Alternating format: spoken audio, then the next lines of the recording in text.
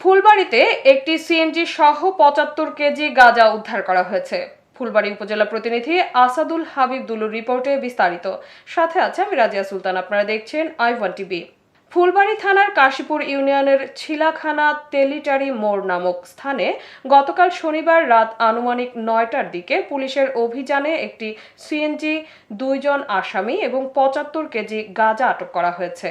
ফুলবাড়ী থানার উপপরিদর্শক এসআই মজিলের নেতৃত্বে পুলিশের একটি বিশেষ টিম এই অভিযান পরিচালনা করেন।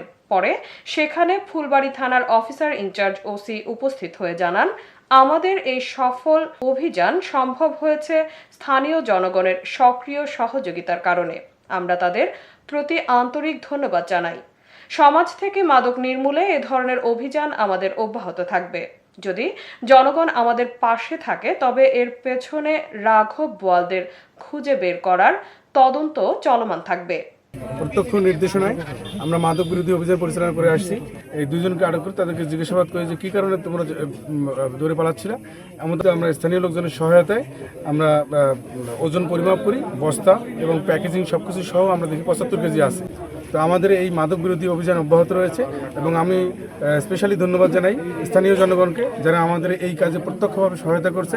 ভবিষ্যতেও তাদের এই মাদক বিরোধী অভিযানে যে তাদের সহায়তা এটা অব্যাহত রাখবে বলে আমার বিশ্বাস।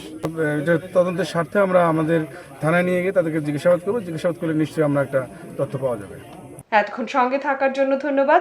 i1 টিভি নিয়মিত আপডেট পেতে ভিজিট করুন আমাদের ওয়েবসাইট, ফেসবুক, ইনস্টাগ্রাম ও ইউটিউব চ্যানেলে।